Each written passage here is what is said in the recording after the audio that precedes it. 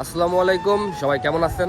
আশা করি সকলে অনেক ভালো আছেন। তো আজকের বিকালটা অনেক ফ্রেশ, অনেক ভালো লাগতেছে, সাথে সাথে ইসরাফিলে এবং সূর্য প্রায় যাবে যাবে পরিস্থিতি, মানে যাবে যাবে অবস্থা। বাংলাদেশে বর্তমানে যে পরিমাণ গরম চলতেছে সে তুলনায় সৌদি আরবে এখন বর্তমানে কেমন গরম, কারণ সেটা নিয়ে একটু কথা বলা যাক। এখন হচ্ছে সৌদি আরবে আপনার গরম তেমনটাও হয় না, এখনও তেমনটা আসে না আর কি। বাংলাদেশে যেমন 40 ডিগ্রি 42 ডিগ্রি 43 ডিগ্রি পর্যন্ত তাপমাত্রা হয়ে যেতেছে, তো সৌদি আরবে এত পরিমাণ গরম এখনো আসে নাই। আমরা বেরোইছি বিকালবেলা, হালকা বাতাস আছে এবং খুব একটা গরম তা না, সর্বোচ্চ হলে 37 36 35 এর কাছাকাছি, যার কারণে আবহাওয়াটা খুব ভালো লাগতেছে। এবং বাইরে বেরোইছি, আমরা গরম ফিল করতে পারতেছি না বা অনুভব করতে পারতেছি না। বরিশাল তোমার কি গরম লাগতেছে?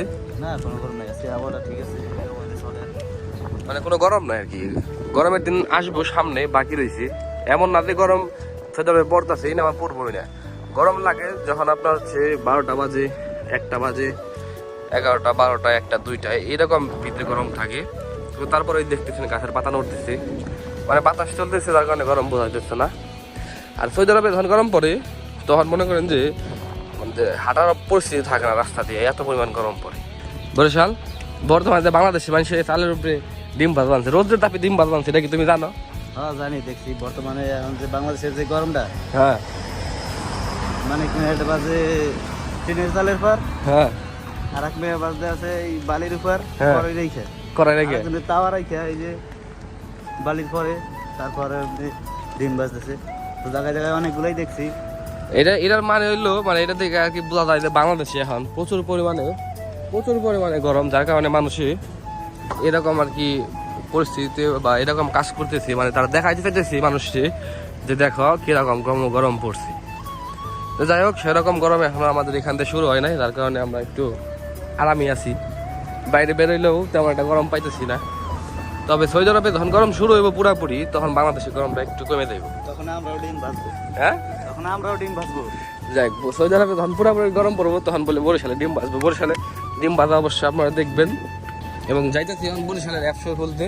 বরিশালে আগে আমার কোনো ম্যাথ নাই, বরিশালে যাইব ওখানে অ্যাপসো খুলবার নেই গায়ে।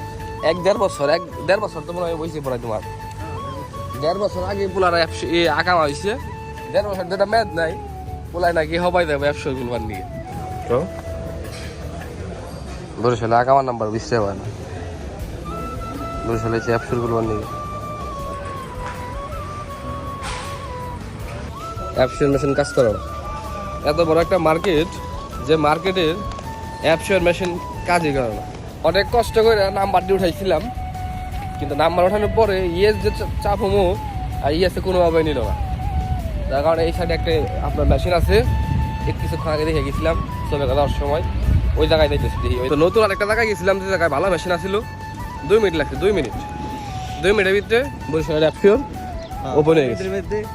হ্যাঁ, 2 মিনিটের মধ্যে খুলে গেছে নাম্বারটার।